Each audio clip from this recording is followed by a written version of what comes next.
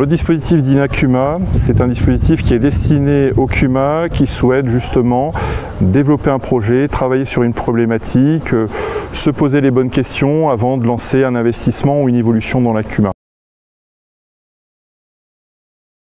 Donc le dispositif en fait prend en charge financièrement un accompagnement donc qui va être réalisé pas par n'importe quel organisme justement, c'est par la FR-CUMA, donc un organisme de terrain qui connaît bien le type de coopérative d'utilisation de matériel que vous avez actuellement et que vous vivez au quotidien et qui va justement vous permettre de poser les questions, de pouvoir bien mettre à plat les choses et puis de pouvoir engager un projet dans les meilleures conditions. Le DINACUMA permet à la fédération d'accompagner des CUMA sur un certain nombre de sujets. Ça peut être déjà l'occasion de faire, pour le groupe de faire un point sur son fonctionnement, ce qui est source de satisfaction ou d'insatisfaction pour les adhérents, et de se dire qu'est-ce qu'il laisserait à travailler pour améliorer le fonctionnement, l'organisation du groupe. Donc on peut accompagner des groupes par exemple pour définir, préciser les missions des différents responsables et leur répartition. Ça peut être aussi l'occasion pour le groupe de poser des règles au niveau de son organisation, son fonctionnement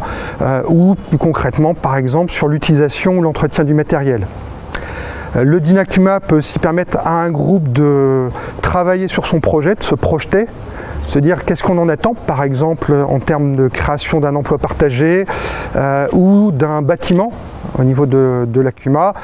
ou tout autre projet du groupe en fonction de ses besoins.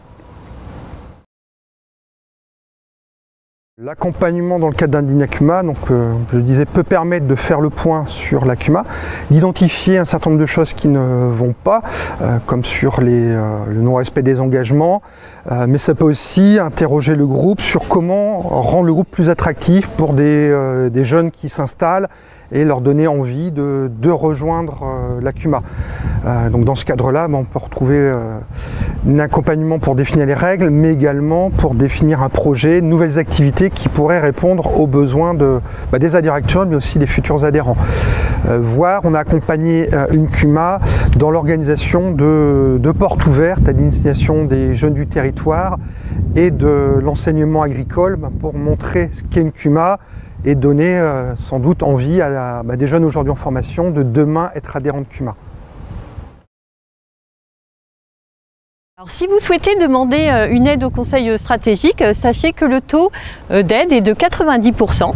Le montant du coût journalier est de 600 € et le conseil stratégique ne peut pas être inférieur à 2 jours. Le montant plafond de l'aide que vous pouvez recevoir pour des projets qui seraient un peu plus développés est fixé à 3 000 €.